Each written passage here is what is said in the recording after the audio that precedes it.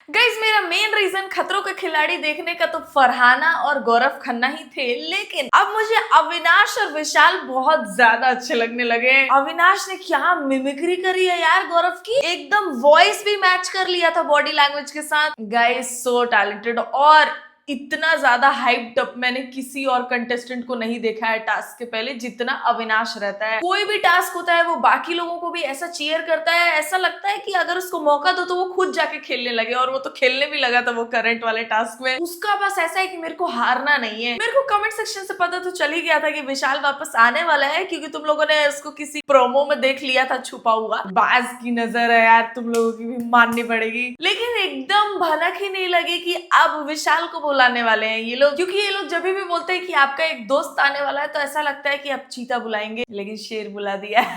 It's good that Vishal is back. हाँ, जिसको जाना चाहिए उसको तो भेज नहीं रहे हैं ये लोग, उसके बदले भी विशाल को ही खिला दे रहे हैं शगुन। पहली बार मैं सोच रही थी कि काश विशाल हार जाए। क्या कर रही है भाई शगुन वहां पे? बाकी सारे लोगों को मैंने परफॉर्म करता हुआ देखा, एक वीक में 2-2 टास्क 3-3 टास्क परफॉर्म कर रहे हैं बाकी लोग, और शगुन वहां पे मुझे तो बुखार है, I'm unwell। अरे तो घर जाओ ना। सच्ची लेकिन अगर ये बात सच भी हुई तो कितना वो हो सकता है ना कि हमारे बीच में आज भानुमति जी खड़ी हैं।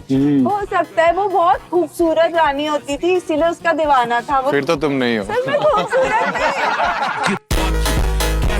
नहीं, ये रोहित सर ने नहीं, हर्ष ने बोला था यार। ये कौन एडिटर है जिसका आवाज पे भी ध्यान नहीं गया है? जैस्मिन का मैंने वो वाला स्टोरी माना जहाँ पे वो शॉक में उसको रजिस्टर करने में टाइम लग रहा है कि कौन क्या है, उसका बैकग्राउंड क्या है, और थोड़ा याद करने में टाइम लग रहा है। वो स्टोरी मैं मान रही हूँ जैस्मिन का, लेकिन ये भानुमति वाली स्टोरी तो फेक थी। I don't trust that story. बहुत फेक, बहुत नकली कहानी लगी वो मेरे को। हर्ष ने जो बताया वो वाली कहानी रियल सी लगी, क्योंकि बहुत ही वियर्ड था वो। ये जैस्मिन ने जो स्टोरी बताई, ये तो बहुत सारे मूवीज में ऐसे सीन्स देखे हैं मैंने।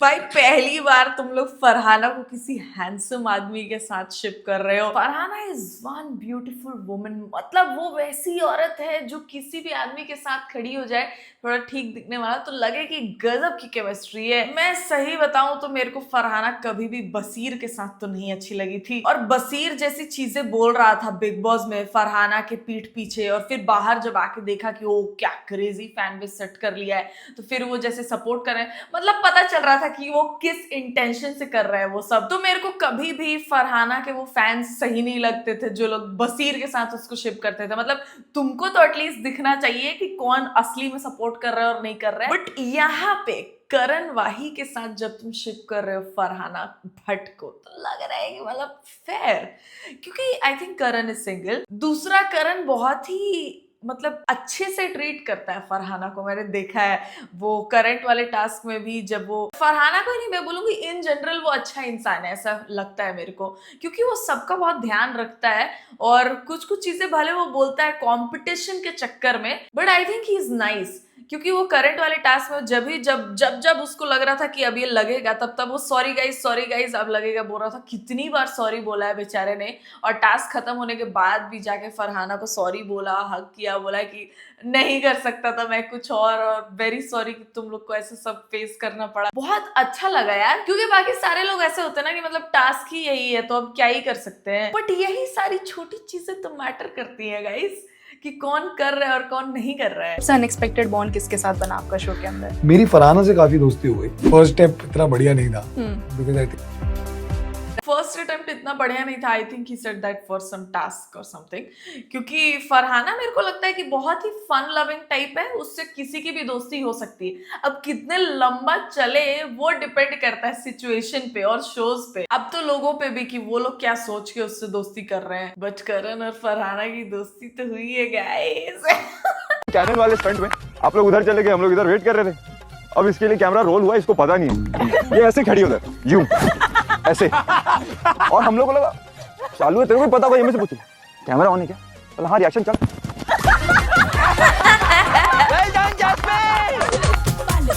करती करती होगी भाई फरहाना ऐसा। और जितने भी लोगों को अपना काम, ये वाला काम इतना पसंद होगा वो सभी करते होंगे। फरहाना जितना सज धज के डेली निकलती थी बिग बॉस हाउस में, नहीं देखा तुम लोगों ने? Of course she loves camera. और मुझे ये बताओ कि तुम लोगों में से कितने लोगों ने टीवीडी देखा है? वैम्पायर डायरीज जितने लोगों ने भी देखा है, tell me this if I am being delusional or what, but Avinash बहुत ज्यादा स्टेफन वाले वाइब्स नहीं देता है। स्टेफन से ज्यादा गट्सी तो है ऑफ कोर्स, बट पता नहीं क्यों इट्स अ फेस, और फेस तो उतना मैच नहीं करता है, बॉडी लैंग्वेज या आंखें, पता नहीं कुछ तो है, बट वो बहुत ज्यादा स्टेफन जैसा लगता है मेरे को। और अविनाश टैलेंटेड तो बहुत ज्यादा है। मैंने अविनाश वाला बिग बॉस सीजन नहीं देखा था, बट पता नहीं मेरे को ऑडियंस भी कैसा रिएक्ट करी थी अविनाश को लेके, लेकिन आई जेन्युइनली फील कि अविनाश वहां पे स्टैंड आउट करता है। मतलब जितने भी टीवी एक्टर्स, मैं ऐसा नहीं बोल रही हूँ कि वो लोग कम अच्छे दिखते हैं या कम अपना काम अच्छे से करते हैं, बट अविनाश को देख के ऐसा लगता है कि वो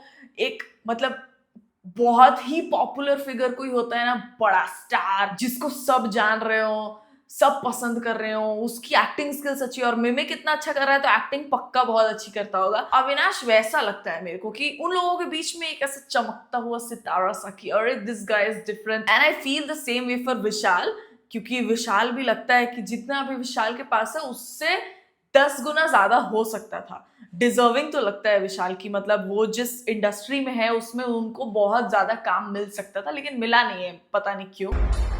इनसे कुछ पूछना ही करोगे आप? मतलब ना नहीं, हर बात पे नहीं, स्टंट करोगे नहीं, वो करोगे नहीं, फ्लाइट में जाओगे नहीं, जंप मारोगे नहीं, करूंगा सब।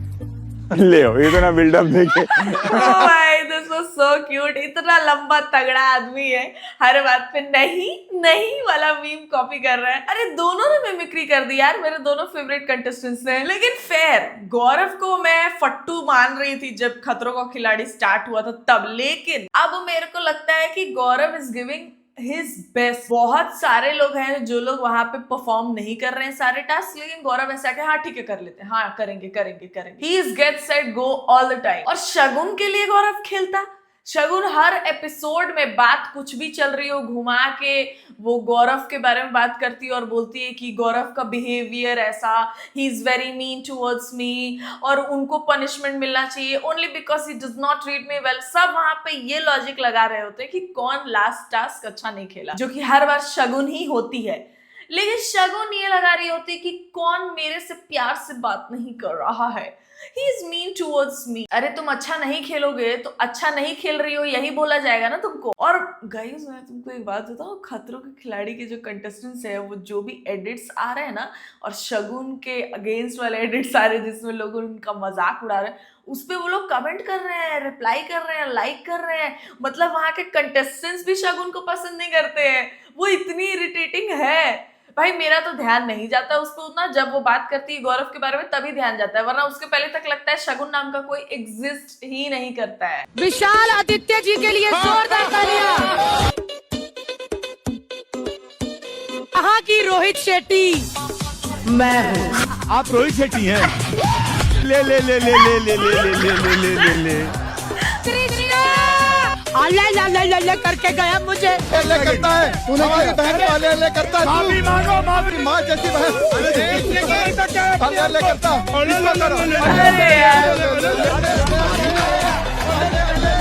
कश्मीरा विशाल जी आप आइए बाहर, आप बाहर आइए। अरे आओ छोड़ो इनको नया, चलो इधर आओ, हम लोग चले। आप लाइकिंग चलो हटाओ, इधर आओ बैठो। अब खाना गुन लेता हूँ मैं, रोटी को बना लेता हूँ मैं, छौका दाल सब मार लेता हूँ मैं, भुजिया भूज लेता हूँ मैं। जिया जीतेंगे हम ही। पीछे ओ मेहमान हूँ, मुझे खाना बनाने के लिए बिठा रखा है यहाँ पे और खुद घर घर खेल रहे हैं। मैंने कहा है ना विस्फोटक सामान से मत खेला करो। उठा दो ना, मतलब उठा सकती हूँ क्या यहाँ से नीचे से? अरे वाह, आगे जाना था। मेहनत 100%, रिजल्ट नथिंग। कैसे होगा यार? मुझे नहीं हो रहा भाई, ये क्या मुंडू गुंडू दे दिया इन्होंने।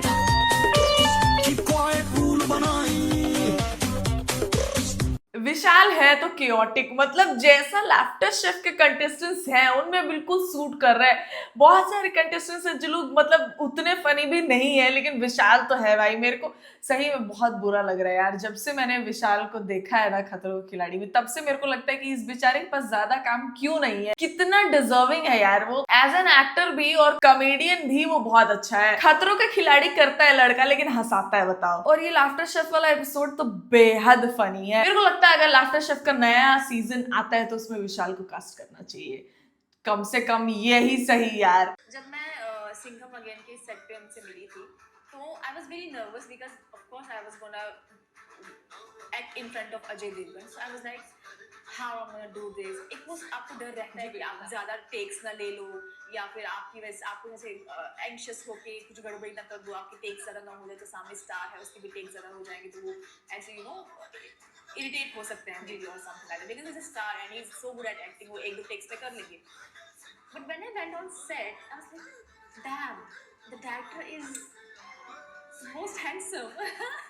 और मेरा वहाँ पे सारा फोकस शिफ्ट हो गया on Rohit Shetty. I was like, how can a director be this much handsome and smart? Literally, and when I came back, I told my family, bhai, do you know? सामने से Rohit Shetty, he is so smart and he is so handsome. And then I got to work with him. See the मतलब दुनिया कैसी गोल है यार। Of course. I'm so shocked that I got to work with him again. I got that opportunity to work with him, to be there in his show where he's और उनका एक ऐसा aura है ना कि जहाँ पे आपको लगता है कि यार इस बंदे ने बोल दिया तो करना पड़ेगा। मतलब बोल दिया तो बोल दिया, ऐसे मतलब मियाँ भाई बोले तो बात ही खत्म।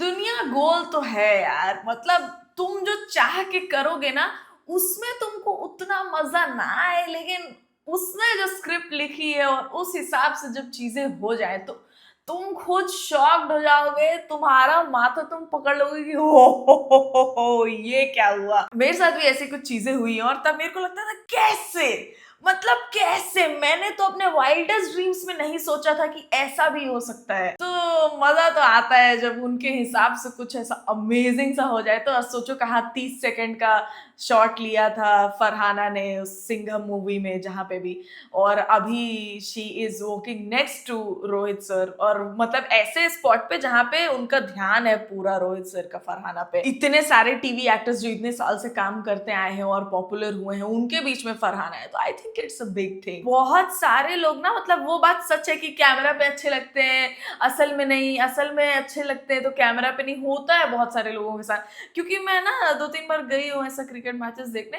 तो मैं देखती हूँ कि जो प्लेयर्स मतलब तुमको टीवी पे लगेगा कि ये थोड़ा मोटा है, वो असल में बहुत तगड़ा बिल्ट रहता है। जैसे ऋषभ पंत को मैंने देखा था तो वो टीवी पे ऐसे लगते हैं मतलब chubby and cute and all that, लेकिन वो सामने से ऐसा लग रहा था कि भाई बहुत तगड़ा आदमी है, मसल्स भरे पड़े हैं उसमें। और विराट कोहली जो कि कैमरा पे बिल्कुल परफेक्ट दिखते हैं, वो सामने से बहुत पतले दिख रहे थे। फरहाना जो बोल रही है ना कि रोहित शेट्टी सामने से बहुत ज्यादा अच्छे दिखते होंगे, वो ट्रू हो सकता है। और एक चीज जो मेरे को रोहित शेट्टी के बारे में अच्छी लगती है वो ये ना, he makes all the contestants feel visible.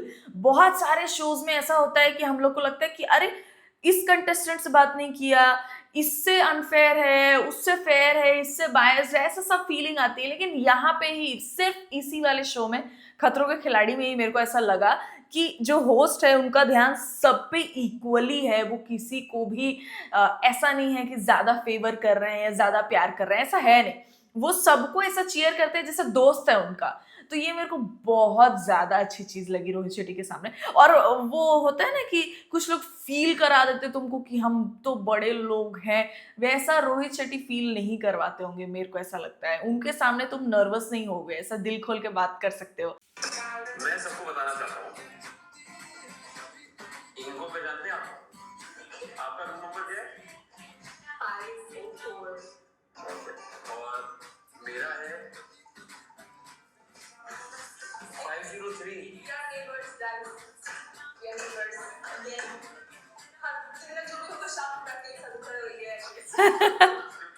सबके बराबर लग रही है।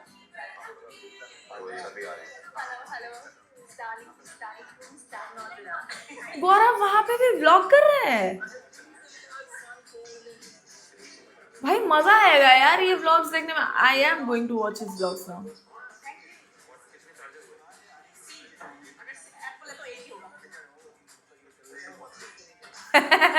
ये लोग हैं तो सिबलिंग्स कोडेड भाई, बहुत ज्यादा। इन लोग का वहाँ बिग बॉस में भी ऐसे ही एडिट्स बनते थे सिबलिंग्स कोडेड वाले, और दोनों ऐसा दिखते भी है ना, एकदम sharp features and all that, tall गोरे। और फरहाना जाती भी थी पहले बिग बॉस में गौरव से बात करने और बोलती थी कि मैं यहाँ पे सिर्फ आपको समझदार समझती हूँ, इसीलिए मुझे आपका ओपिनियन चाहिए, और ऐसे बात करते थे ये लोग। और वो लोग जब बात करते थे गौरव देखो है थोड़ा मैनिपुलेटिव, ठीक है, वो बहुत प्यार से अपने ओपिनियन स्लाइड इन करते, लेकिन जब फरहाना और गौरव बात करते थे तो लगता था कि रियल कन्वर्सेशन हो रहा है, मतलब ऐसा नहीं लगता था कि कोई भी किसी को भी मैनिपुलेट कर रहा है। तो ऐसे रियल बॉन्ड्स अच्छे लगते हैं मेरे को। लेकिन आप ये बताओ कमेंट सेक्शन में कि आपको अभी कौन सा बॉन्ड सबसे अच्छा लग रहा है इन खतरों के खिलाड़ी, और आपके फेवरेट कंटेस्टेंट्स कौन है। ये वीडियो पसंद आया तो वीडियो को कर दो लाइक, चैनल पे नए हो तो प्लीज सब्सक्राइब टू इट। मेरे इंस्टाग्राम पेज का लिंक होगा डिस्क्रिप्शन में, वहां जाके भी आप मुझे फॉलो कर सकते हैं। I will see you soon in the next one guys, तब तक ख्याल रखें आप सब अपना।